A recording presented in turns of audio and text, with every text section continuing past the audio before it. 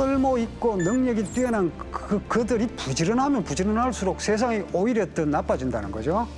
그럼 총보다 돈이 더 무서운 시대에 살아남기 위해서 성공하면 남을 죽이고 실패하면 내가 죽고 나도 살고 남도 사는 도리를 찾아다녔습니다.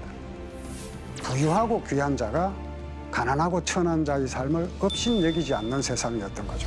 시비와 차별의 경계를 가차없이 부숴버리면서 번번이 세상의 질서를 전복시킵니다.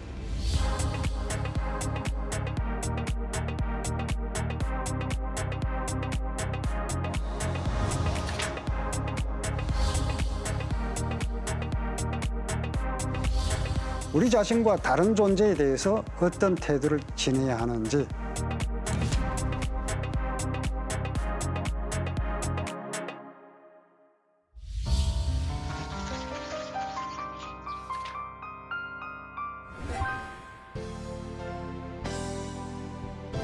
세상의 끝에서 읽을 한 권의 책이라 시리즈의 제목이 단박에 저를 찌르네요. 그렇다고 제가 내일 지구가 망하더라도 오늘 한 권의 책을 읽겠다, 뭐 이렇게 다짐하는 건 아닙니다만, 그래도 만약 세상의 끝이라고 할 만한 곳에 간다면 저라면 필경 동아시아의 철학자 장자의 책을 가져갈 것 같습니다.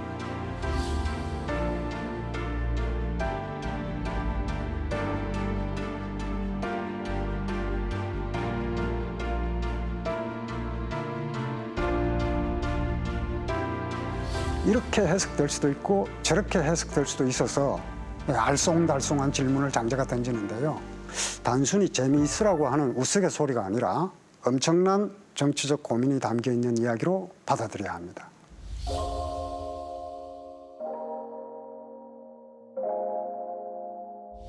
저는 고등학교 다닐 때 장자를 처음 접했습니다. 시골 출신인 저는 하숙을 했습니다.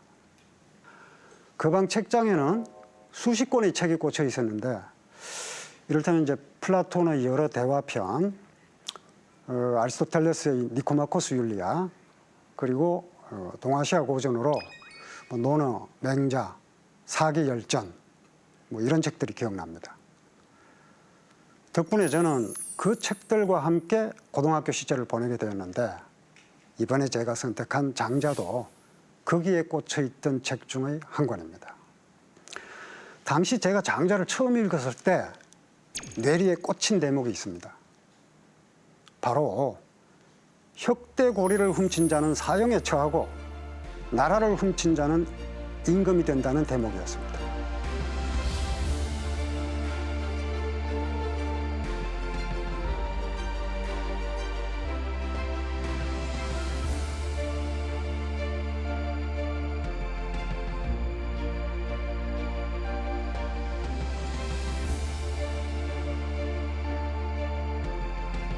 저는 그 대목을 읽는 순간 장자야말로 참으로 현실을 잘 아는 사람이구나, 이렇게 감탄했습니다.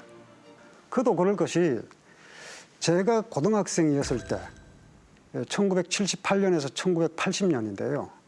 당시 한국 사회에 어떤 일이 일어났느냐 하면, 여러분 아시다시피 쿠데타를 일으켜 18년 동안 장기 집권을 하던 독재자가 돌연 사망하고 이제 봄이 오는가 싶었는데 또다시 쿠데타를 일으킨 자들이 권력을 차지했거든요.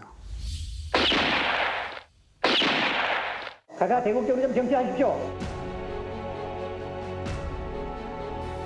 깨끗하고 서로 믿는 정의로운 새 사회와 부강한 복지 국가를 건설하는 것이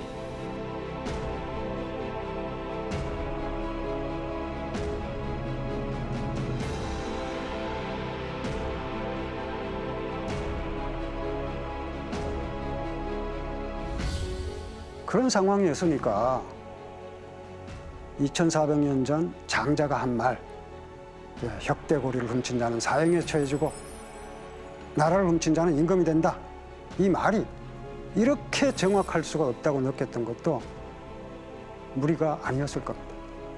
이후 저는 흔히 말하는 것처럼 장자가 현실 도피 성향의 출세관적인 철학자가 아니라 오히려 현실에 저항하고 현실의 전복을 꿈꾸는 자유의 철학자로 이해하게 되었습니다. 장자라는 책은 철학 우화집입니다. 그러니까 이야기책인 거죠. 장자가 살았던 시대는 기원전 4세기 무렵, 그러니까 고대 중국의 춘추 전국 시대였습니다. 이 시기는 한마디로 전쟁과 폭력의 시대였다고 할 수 있는데 장자는 자신이 살았던 시대를 어떻게 기록했을까요? 사형당해 죽은 사람들의 시신이 서로 베개를 베고 누워있고 착고를 차고 칼을 쓴 죄수들이 서로 밀칠 정도로 바글거리고 형벌을 받아 손발 잘린 자들이 서로 마주볼 정도로 많았다. 얼마나 참혹한 시대였는지 짐작할 만하죠. 아마 세상의 끝이 있다면 이와 비슷하지 않겠습니까? 장자는 바로 이런 시대를 살면서 자신이 하고 싶은 말을 하기 위해 우화를 창작했습니다. 우화라는 게 본디 이렇게 해석될 수도 있고 저렇게 해석될 수도 있어서 정치적 박해로부터 비교적 안전하기 때문입니다. 장자는 성이 장이고 이름은 주입니다. 그런데 언제 태어나 언제 죽었는지 생물년이 분명치 않습니다. 뿐만 아니라 출신 국가도 명확하지 않습니다. 여러 기록을 살펴보면 장자가 몽 지방의 말단 관리였다는 사실은 신빙성이 있어 보입니다. 그런데 장자가 살았던 이 몽이라는 지역은 세 나라가 번갈아 가며 점령하던 지역이었습니다. 한때 송나라 영토였다가 초나라의 영토가 되기도 하고 다시 송나라 영토가 되는가 하면 장자 사후에는 위나라 영토가 된 적이 있습니다. 그러니까 이 몽이라는 지역은 이 세 나라가 국경을 맞대고 있던 분쟁 지역이었던 것이죠.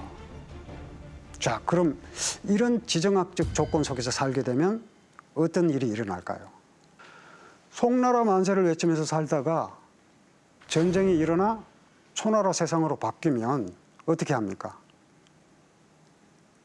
뭐 할 수 없이 초나라 만세를 외친다고요? 그게 그리 쉽지 않습니다. 송나라가 다시 들어오거든요. 그럼 다시 송나라 만세를 외치면 될까요?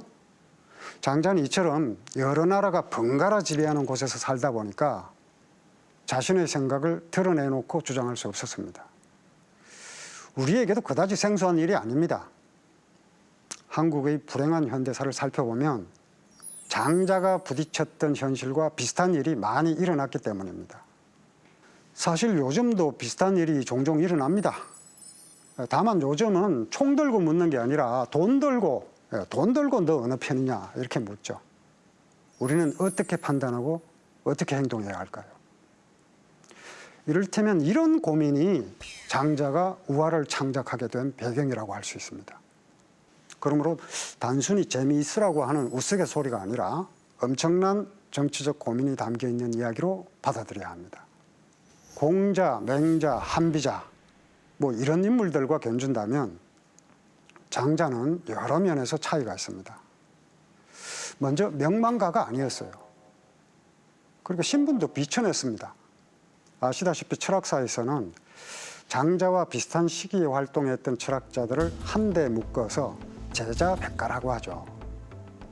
여기서 이제 제자는 여러 철학자들이란 뜻이고 백가는 수많은 학파라는 뜻인데 그중에서 이제 가장 비중이 높은 4개의 학파를 들자면 공자나 맹자, 순자를 비롯한 유가학파, 묵적을 중심으로 세력을 형성한 묵가학파, 그리고 상한과 한비자를 중심으로 한 법가, 마지막으로 이제 노자와 장자로 대표되는 도가학파가 있습니다.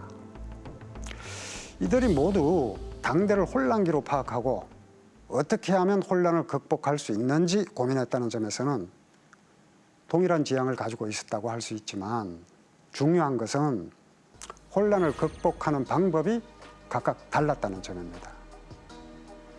이 중에서 유가는 삶의 원칙과 행위의 규범을 확립함으로써 혼란을 극복할 수 있다고 생각했기 때문에 이른바 인의 예지와 같은 도덕률을 강조했습니다. 그리고 묵가는 유가의 규범이 차별적이라고 지적하면서 평등하고 공정한 규범, 겸해와 교리를 실천해야 한다고 주장했습니다. 이어서 법가는 규범을 강제적인 법률로 성문화함으로써 혼란을 극복하려고 했습니다. 그런데 노자와 장자를 비롯한 도가는 이런 규범들은 상대적인 가치로 진리가 아닐 뿐 아니라 실은 지배 세력에 복무하는 이데올로기에 지나지 않는다고 비판했습니다. 다른 철학자들이 어떻게 하면 세상을 질서정연하게 다스릴 수 있을까를 고민하면서 유용한 수단을 강구하려고 했다면 장자는 그런 수단이 겉으로는 번들해하나 실은 사람들의 자유로운 삶을 구속하고 오히려 세상을 어지럽힌다고 비판합니다. 그 때문에 유용한 것, 쓸모 있는 것이죠. 유용한 것보다 무용한 것, 쓸모없는 것에 주목하는 철학을 전개합니다. 그리고 스스로도 세상 사람들에게 쓸모없는 자로 보이기 위해 애썼습니다. 그래서 전쟁의 소용돌이 한가운데에서 한가로이 낮잠이나 자겠다 이렇게 이야기하고 모든 사람들이 이익을 향해 달려갈 때 홀로 자유를 찾아 방황합니다. 방황이라는 게 뭡니까? 일정한 목적이 없는 겁니다. 사람들은 목적 없는 삶을 공허하다고 하죠. 하지만 장자가 보기에 목적만 있는 그들의 삶은 더욱 끔찍했던 겁니다. 왜냐? 그 시절 삶의 목적이 뚜렷하고 쓸모있는 자들이 달려간 곳은 다름 아닌 전쟁터였습니다. 결과는 참혹했죠. 성공하면 남을 죽이고 실패하면 내가 죽고 사람들은 내가 살기 위해서는 어쩔 수 없이 남을 죽여야 한다 이렇게 생각했지만 장자는 끝까지 나도 살고 남도 사는 도리를 찾아다녔습니다. 그래서 아무도 들어주지 않는 이야기를 글로 써 남긴 겁니다. 이를테면 이제 동진시대의 왕탄지 같은 유학자는요, 이 장자라는 책을 두고 불태워버려야 할 책이다 이런 식으로 극언을 합니다. 그리고 또 순자 같은 철학자는 장자는 자연은 잘 알지만 인간을 모르는 자라고 비난했습니다. 물론 저는 전혀 동의하지 않습니다. 장자의 이야기는 시비와 차별의 경계를 가차없이 부숴버리면서 번번이 세상의 질서를 전복시킵니다. 장자는 세상 사람들이 추하다고 여겨서 전란발이라고 부르고 은청이라고 부르고 그러니까 가장 밑바닥에 있는 이들이죠. 그들의 입을 빌어서 가장 높은 지고위도를 이야기합니다. 장자가 바란 이상향은 부유하고 귀한 자가 가난하고 천한 자의 삶을 업신여기지 않는 세상이었던 거죠. 이제 저와 함께 장자의 이야기를 하나하나 들여다보시죠.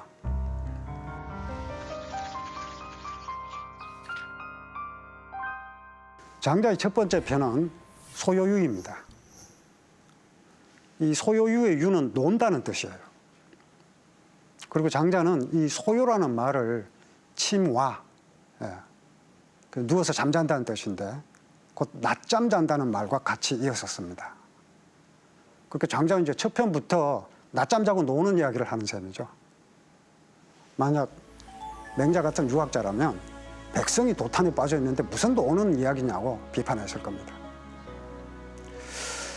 자, 그럼 장자의 철학을 이해하기 위해서 소요유 첫 장에 나오는 붕세 이야기부터 시작해 볼까요?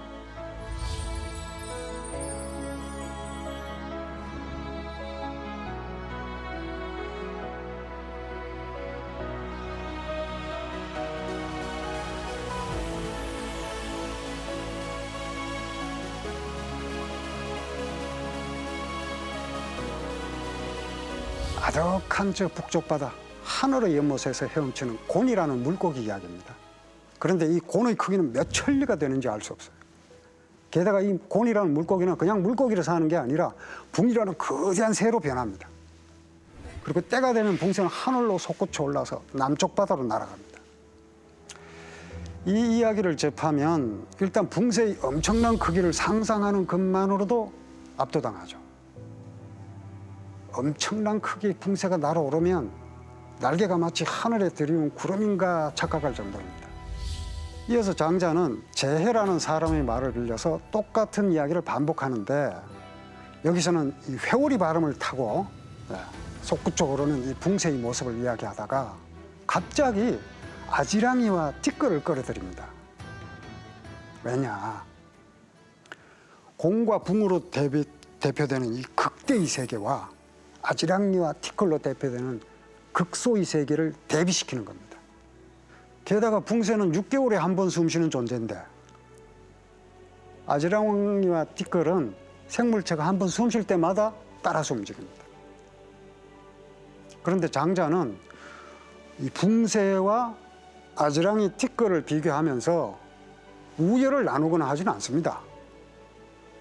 그래서 어떤 이는 이 이야기를 읽고 이 붕새의 위대함을 드러낸 이야기다 이렇게 해석하고, 또 어떤 사람은 붕새나 아지랑이나 티끌이나 모두 같다고 이야기한 것이라고 하지만, 늘 그렇듯 장자는 스스로 결론을 내리지 않고 우리로 하여금 여러 가지로 해석할 수 있는 여지를 남겨둡니다.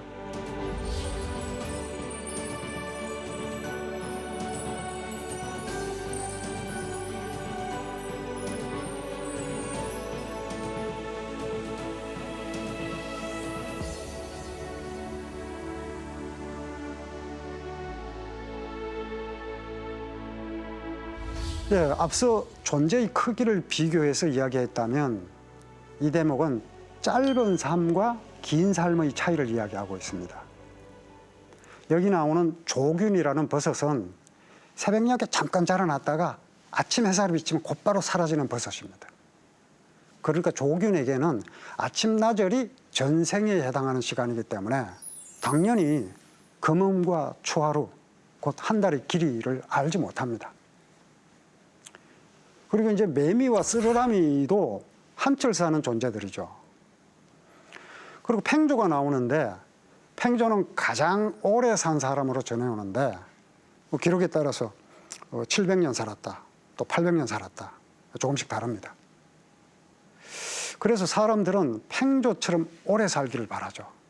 그런데 이제 이 대춘이라는 나무는 8,000년을 봄으로 삼고 8,000년을 가을로 삼는다고 합니다. 그러면 1년이 32,000년이고 수명은 320만 년을 헤아립니다. 대춘에 비교하면 700년을 산 팽조의 삶도 짧기만 한 거죠. 장자는 여기서 슬프다고 하는데 왜 슬프다고 했을까요? 인간의 삶이 짧아서 슬픈 것이 아니라 그런 짧은 삶을 엉뚱한 곳에 소진시키면서 아등바등하는 사람들의 그 잘못된 삶의 태도, 그걸 보고 슬퍼하는 겁니다. 곤붕 이야기의 마지막 변주에는 중국 고대의 제왕 탕임금과 현명한 신하 극이 등장합니다. 그런데 그 탕임금이 세상의 끝까지 가본 극의 이야기에 귀를 기울입니다.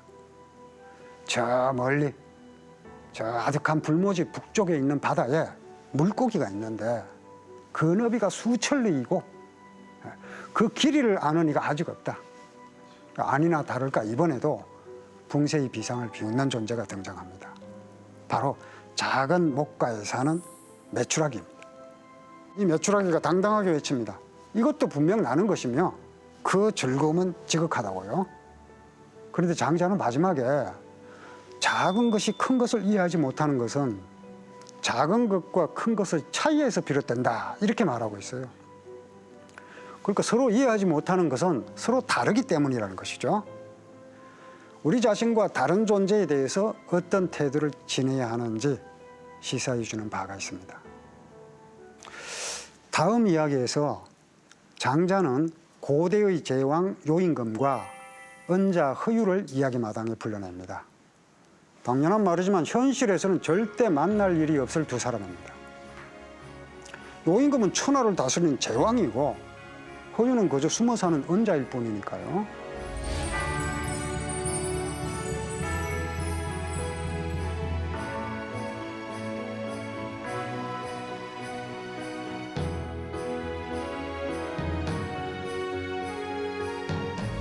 요임금은 순에게 제위, 임금 자리를 선양했기 때문에 형군으로 칭송받는 인물입니다.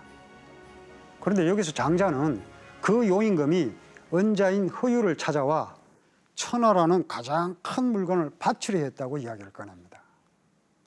요컨대 요임금의 말은 지금까지 자신이 천하를 다스려 왔지만 이제 태양과 같은 덕을 갖춘 허유가 나타났으니까 허유 당신에게 천하를 맡기겠다, 이런 뜻이죠.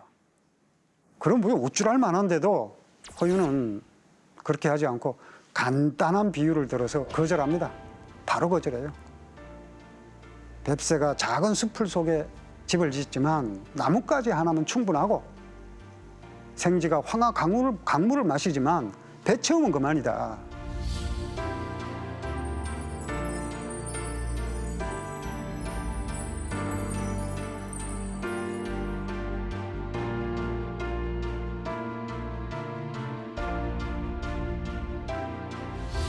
한마디로 자신은 뱁새와 생쥐 같은 존재로 만족하기 때문에 천하 같은 큰 물건을 쓸 데가 없다. 필요가 없다. 훗날 덧붙여진 이야기이긴 하지만 허유가 요임금을 돌려보내고 강가에 가서 귀를 씻고 있었다고 해요. 근데 허유의 친구였던 소부라는 사람이 와서 까닭을 물어요. 너 왜 귀를 씻니? 그러니까 허유가 더러운 소리를 들었기 때문에 귀를 씻는다. 무슨 소리를 들었는데? 그러니까 허유가 요임금이라는 자가 찾아와가지고 나더러 천하를 다스려 달라고 그러더군. 이게 얼마나 더러운 이야기야. 그래서 귀를 씻는 거야. 이어지는 이야기에는 장자 자신과 함께 이 장자의 영원한 맞수 친구 혜시가 있어요. 혜시가 등장합니다. 여기서 혜시는 대놓고 장자의 이야기가 쓸모없다고 비판하는데요.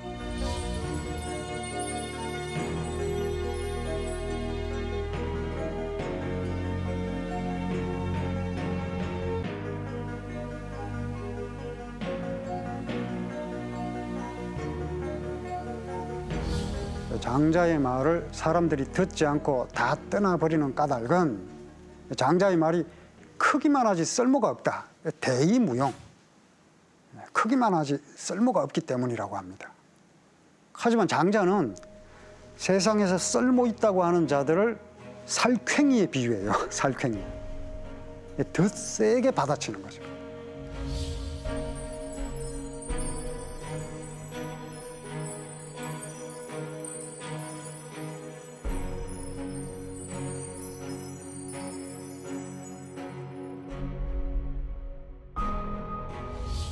이 살쾡이라는 놈은 이제 다른 짐승을 잡아먹죠. 그러다가 결국 자신도 덫이나 그물에 걸려 죽고 마는데 사람으로 치면 남을 죽이다가 결국엔 자신도 죽고 마는 전쟁광들, 그런 전쟁광들을 비유한 겁니다. 쓸모 있고 능력이 뛰어난 그들이 부지런하면 부지런할수록 세상이 오히려 더 나빠진다는 거죠. 여기서 우리가 주목해야 할 것은 장자가 스스로 세상 사람들처럼 전쟁에 나가 사람 죽이는 것을 거부한 이유가 무슨 거창한 이유를 들이대면서 하는 게 아니라, 이를테면 이제 징병을 거부하는데 무슨 종교적인 신념이니 뭐 양심이니 하는 이런 이유조차 들이대지 않고 그저 난 낮잠 자다가 징집에 응하지 못했다 뭐 이런 식으로 이야기하는 셈이에요. 전쟁터에 나가느니, 그래서 사람 죽이는 일에 함께 하느니 난 그저 낮잠이나 자겠다는 거죠. 그런 일보다 더 무가치한 일은 세상에 없다. 전쟁터에 나가. 나쁜 일을 하지 않기 위해서 어떤 자격이 필요하지 않다는 겁니다. 그러면서 장자는 쓸모없지만 위대한 존재로 이 검은 덜소를 듭니다. 이 덜소는 크기만 할 뿐 쥐새끼 한 마리 잡지 못해요. 남을 해치지도 않고 남에게 해침을 받지도 않습니다. 장자가 바라는 것은 바로 이 덜소처럼 남을 해치지 않고 또 자신을 해치지도 않는 그런 삶, 평화로운 삶입니다. 장자는 혜시에게 무하유지향, 이 장자 이상향인데요. 그 무하유지향의 아득한 들판에 이 커다란 나무를 심어놓고 그 아래에서 아무 하는 일 없이 소요방황하는 이야기를 하고 있습니다. 여기서 무하유지향은 그 어느 곳에도 없는 고을이라는 뜻도 있고요. 또 삶을 해치는 어떤 것도 없는 곳이라는 의미를 모두 담고 있습니다. 그러니까 현실적으로는 어느 곳에도 아무 데도 존재하지 않는 이상향을 그린 거죠. 그런 점에서 이 토머스 모어의 소설 유토피아도 같은 뜻입니다. 무하유지향과 같아요. 어디에도 없는 곳이에요. 장자의 무하유지향과 비슷한 차관이죠. 흔히 이제 부정적인 의미로 쓰이는 게 방황이죠. 그런데 이 방황이라는 말은 장자에서는 자유로운 상태, 심지어 목적으로부터도 자유로운 완전한 자유 상태를 가리키는 말입니다. 그러니까 이제 이 나무가 쓸모없이 크기만 하다. 이런 식으로 이제 비판하는 이 해시의 태도에 장자는 이 나무는 바로 쓸모없기 때문에 도끼 찍혀나갈 염려도 없고 또 어떤 사물도 해칠 염려가 없는데 어찌 쓸모없다는 게 괴로운 것이겠는가 이렇게 반박합니다. 결국 장자는 쓸모없음이야말로 바로 큰 쓸모고 이 큰 쓸모는 바로 양생입니다. 장자에게는 삶을 길러서 천수를 누리는 거죠. 그 양생이 있다는 것을 암시하고 있는 겁니다.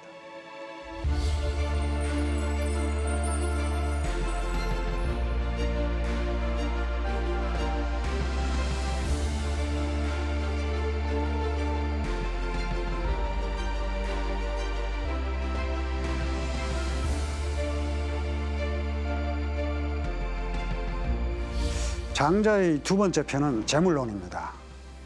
재물론에는 장자가 이 만물, 삼라만성을 어떻게 보았는지 짐작해야 하는 이야기가 많이 실려 있습니다. 장자는 뒤에서 도라는 게 기왓장이나 돌부스러기, 심지어 지푸라기, 똥과 오줌에도 있다고 이야기합니다. 도가 가장 낮은 곳에도 어김없이 있다고 보는 거죠. 그 때문에 장자는 어떤 것은 이롭고 어떤 것은 해롭다 이런 식으로 사물을 가르지 않습니다. 그러니까 만물을 차별 없이 바라보는 것이 바로 재물론의 핵심입니다.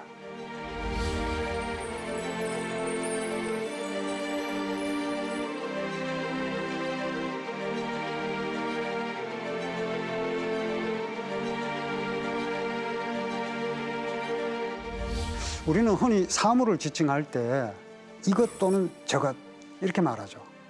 그런데 이제 나의 관점에서 보면 이것이 이것이고 저것이 저것이지만 상대의 관점에서 보면 어떻게 됩니까? 저것이 이것이 되고 이것이 저것이 되겠죠. 그런데 이제 문제는 단순 지시어인 이것과 저것이 때로는 시비로 둔갑해요. 옳고 그름으로 둔갑하는 거 이게 문제입니다.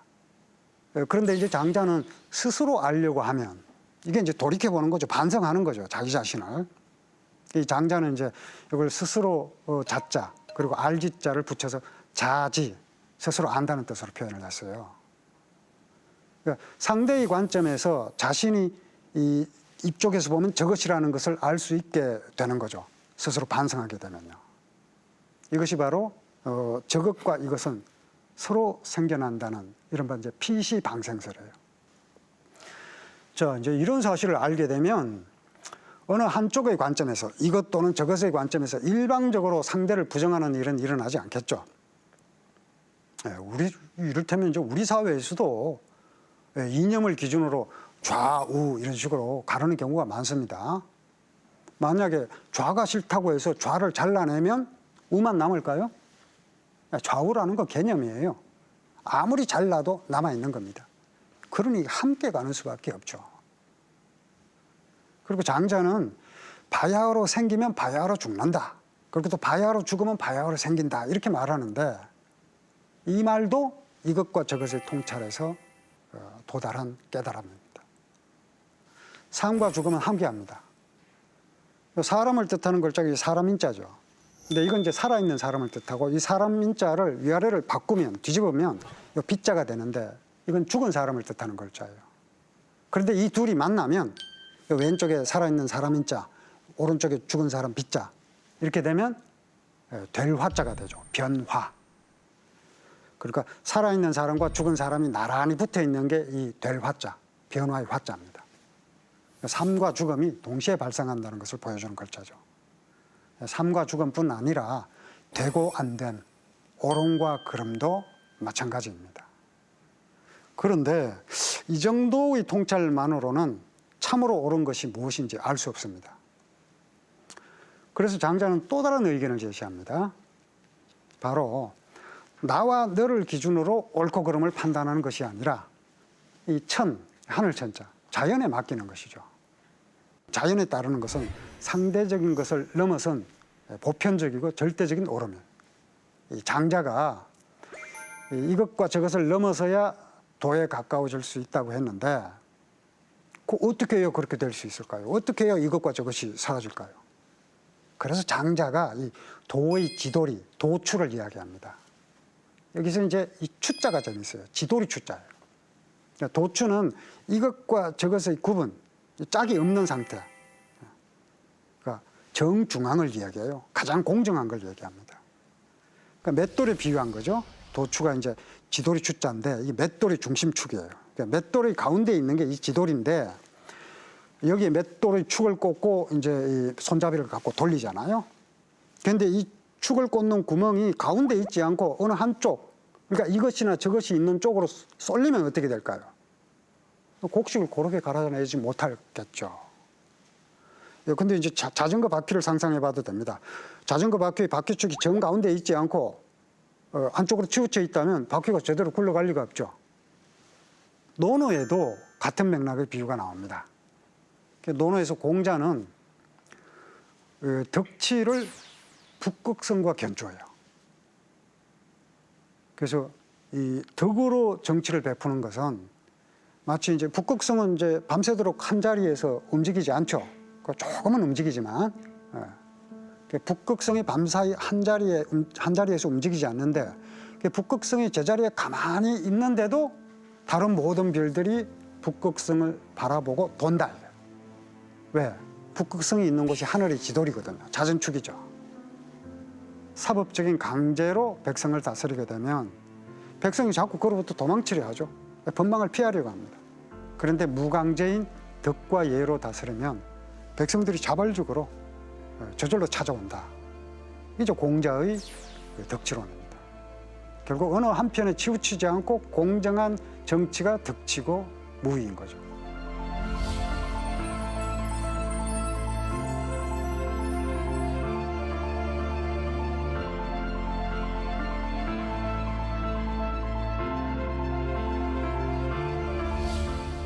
그런데 이제 장자의 경우에는 이 무한의 시공간이라는 이 지평에 서서 천지와 인간의 왜소함을 함께 이야기합니다. 장자 이야기 속에서는 뭐 인간만 왜소한 게 아니라 천지를 비롯한 모든 만물이 다 유한하면서 일시적인 존재에 지나지 않습니다. 이런 시점에서는 어떤 것도 다른 것보다 우월하고 뭐 어떤 것도 열등하고 이런 게 없습니다. 장자의 의도는 바로 여기에 있는 거죠. 일체의 그 서열, 가치 이런 걸 뒤집어 엎어버리는 전복의 결과 어떻게 됩니까? 차별이 당연히 사라지는 겁니다.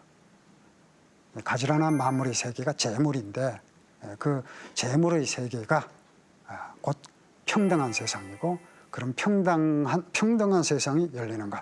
그게 장자의 꿈이죠. 장자는 모든 것이 하나라고 했습니다. 그런데 이제 이 하나라고 말하는 순간에 하나만 있는 게 아니라 하나가 아닌 또 다른 어떤 것이 있을 수밖에 없어요. 그게 인간입니다. 그런데 존재만 그런 것이 아니라 세상의 가치 기준 또한 마찬가지라는 겁니다. 무한의 개수에 해당하는 가치 기준이 있는 겁니다. 그러니까 저마다 자기가 옳다고 떠들어봤자 해결이 날 턱이 없어요. 장자는 말입니다. 애초에 그런 식으로 옳고 그름을 나누지 말라는 거예요. 그리고 이제 모든 존재와 모든 가치가 하나 되는 세계. 이것이 장자가 바라는 평등한 세상입니다.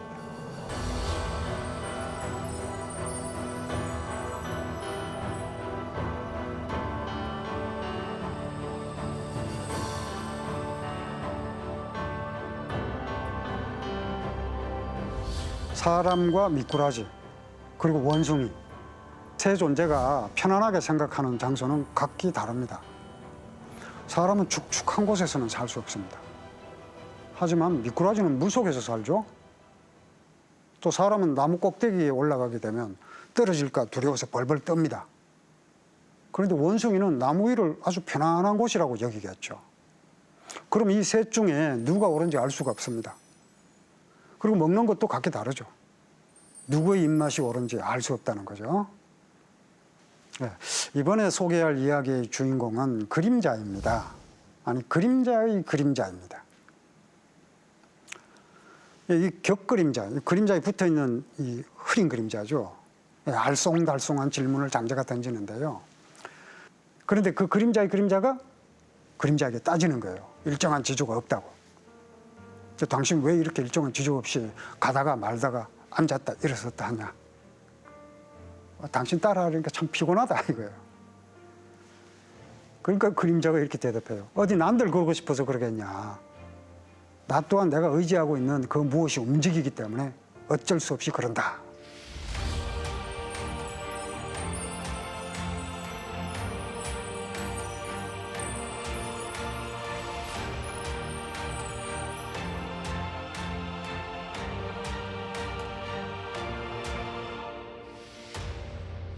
사실 그림자니까 당연히 실물에 의존하고 있는 겁니다. 그래서 실물이 움직이면 그림자도 따라서 움직이는 게 당연합니다. 그럼 이 장자가 그림자의 그림자를 등장시킨 이유가 어디에 있을까요? 보통 이제 그림자는 부수적인 것이고 실물은 알맹이다 이렇게 생각하는데 이 그림자의 그림자 입장에서 보면 그냥 그림자는 실물입니다. 실체예요. 왜? 격그림자의 존재의 근거니까요. 하지만 사실은 그림자는 실체가 아니라 실물의 허상에 지나지 않죠. 우리가 의심의 여지 없이 실체라고 생각하는 실물, 곧 우리의 몸뚱이 또한 또 다른 실체의 허상이 아니겠느냐. 그게 장자의 질문이죠. 우리가 생각하고 또 욕망하고 행동하는 기준이라고 할 수 있는 우리라는 주체, 이 주체가 사실은 우리가 얽매여 있는 다른 실체의 입장에서 보면 허상에 지나지 않는 거냐, 않는 거 아니냐. 이게 장자가 말하고자 하는 거예요. 장자는 이제 다른 이야기에서 꿈에 술 마시고 즐겁게 놀던 자가 아침에 잠에서 깨면 술 피운다. 그리고 이제 이렇게 얘기해요. 그 꿈을 깨어나는 것이 생리적인 깨어남이라면 우리의 현실에서 깨어나는 것. 인생이라는 것 자체가 꿈 같은 허상에 지나지 않는다. 이걸 알게 되는 거예요. 이게 이제 대각이라는 거예요.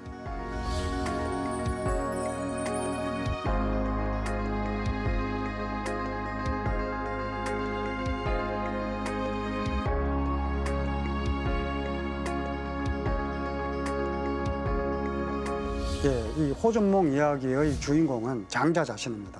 아니 뭐 나비라고 해야 할지도 모르겠습니다. 그런데 장자가 이 꿈꾼 이야기를 우화로 창작했는데 사실 보고 장치가 필요했던 겁니다. 그 중에 하나가 꿈이에요. 꿈 이야기다.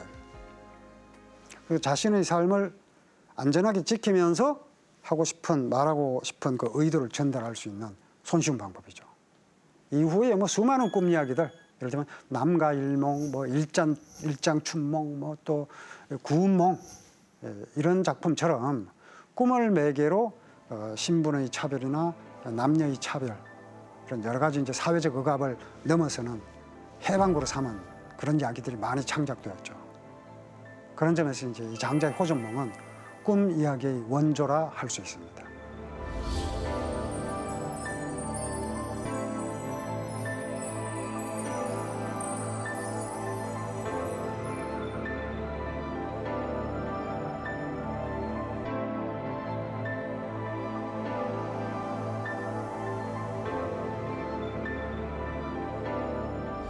그런데 이제 이 장자의 적지, 이 꿈 이야기, 뜻에 꼭 맞았다, 적지.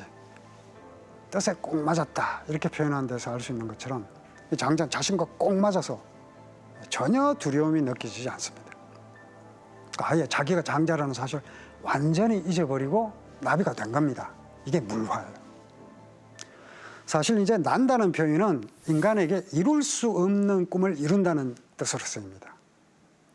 장자는 물화, 이 대상사물과 일체가 됨으로써 나비가 되어서 하늘을 납니다. 이 물화가 장자의 세계관을 이해하는데 아주 중요한 개념입니다. 내가 온전히 상대와 같아진다는 것, 이것은 곧 나를 내려놓는 거죠. 나를 내려놓음으로써 상대를 이루어주는 것, 그게 장자의 물화 개념에 가장 가깝습니다. 사실 이게 날 수 없죠, 인간은. 그런데 날 수 없는 인간에게 난다는 건 자유의 획득을 뜻합니다. 그 영화 중에 영국 영화 빌리 엘리어트라는 영화 있었죠. 거기 보면 이제 소년 빌리가 춤을 춥니다. 춤추는 걸 보고 뭐 로열 발레단 심사위원이 그러죠. 묻습니다.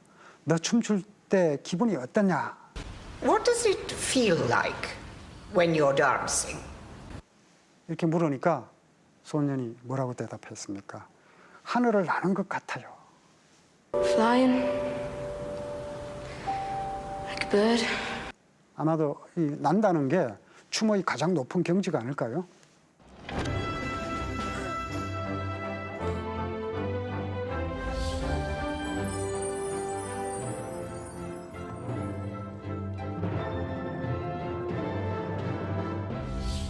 이게 이제 앞서 살펴보았던 저것과 이것의 논리를 문학적 장치로 활용한 겁니다. 저것이 허상이면, 나비가 허상이면 나도 허상이고, 상대가 부정되면 나도 부정된다. 그리고 이제 이거를 읽을 때 3인칭이 아닌 장자의 시점에서 읽어보는 것도 좋습니다.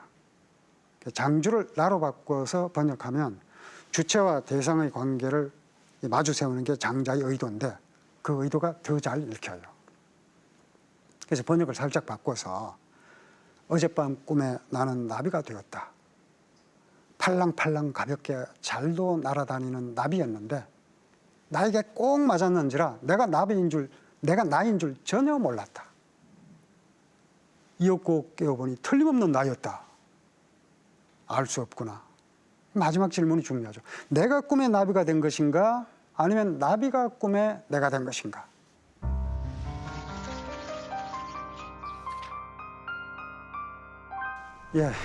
마지막으로 들려드릴 이야기는 혼돈에 관한 이야기입니다. 장자 이야기 중에 붕세와 호전몽에 버금갈 만큼 널리 알려진 것이 혼돈설화인데요. 이 이야기는 장자의 결론에 해당한다고 말할 수 있습니다.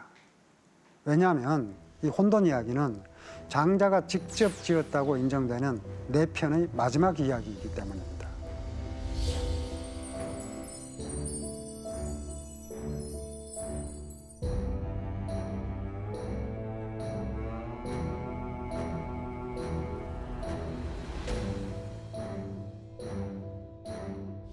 이 마블 코믹스가 만든 영화 중에 샹치와 텐 링저의 전설이라고 있죠. 그 영화를 보면 모리스라는 이름을 가진 이상한 동물이 나옵니다. 이 동물은 보지도 듣지도 말하지도 냄새를 맡지도 못합니다. 눈, 코, 입, 귀가 없기 때문이죠. 이 이상한 동물이 바로 장자에 나오는 혼돈 이야기를 모티프로 그린 신수예요. 이 혼돈 이야기의 주인공 혼돈 또한 눈, 코, 입, 귀가 없습니다. 혼돈 이야기는 남쪽의 임금 숫과 북쪽의 임금 홀이 혼돈의 땅에서 자주 만났다. 근데 혼돈이 잘 대접해 주니까 숫과 홀이 이 혼돈의 환대에 보답하기 위해서 하루에 구멍을 1개씩 뚫어줬더니 7일 만에 혼돈이 죽어버렸다는 이야기예요. 이 짤막한 이야기에서 숫과 홀은 시간의 신입니다. 빠르게 움직이는 거예요. 인간의 문명을 상징하기도 하죠. 반면에 혼돈은 시간의 흐름에 적용받지 않는 원시의 도, 무위자연을 상징합니다. 그런데 그 혼돈이 숫과 홀을 만나면서 죽음에 이르고 맙니다. 숫과 홀의 도움으로 눈, 코, 입, 귀를 가지게 된 혼돈은 이제 비로소 너와 나를 구분하고 시비를 따지게 되었기 때문에 더 이상 혼돈일 수 없었던 거죠. 혼돈의 비극은 우리가 다른 존재를 이해하고 함께하는 일이 쉽지 않다는 사실을 말해줍니다. 이해하려는 것 자체가 타자를 지배하려는 의도에서 비롯된 시도일 수도 있고 또 비록 선의로 접근하더라도 상대를 위험에 빠뜨릴 수 있기 때문입니다. 숫과 홀의 선의가 혼돈을 죽인 것처럼 우리의 선의가 다른 사람에게 폭력이 될 수 있다는 사실을 이 이야기는 전하고 있습니다. 사실 혼돈이 죽는 비극은 근대 세기가 다른 세기를 만나면서 수없이 일어났습니다. 지금도 일어나고 있어요. 코로나19 바이러스가 급속히 확산되던 2020년에 지구 반대편 브라질에서는 혼돈의 죽음을 연상케 하는 사건이 실제로 일어났습니다. 외부와 고립된 채로 고유의 문화를 유지하면서 살아가던 아마존 원주민 공동체가 붕괴하기 시작한 겁니다.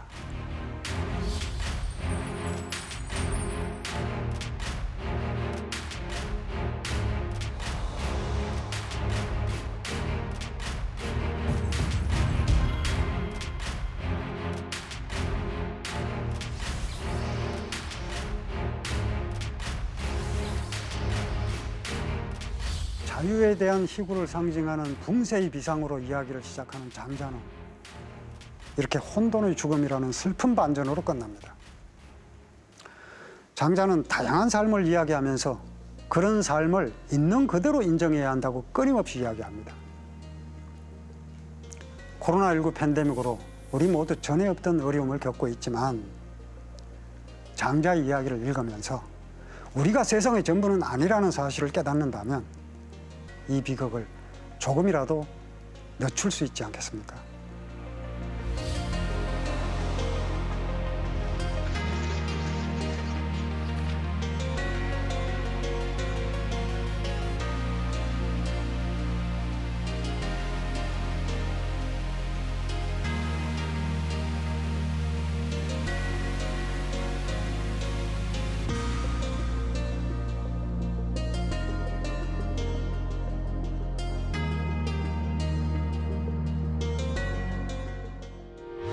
의견 있는 경제 채널 SBS 비즈.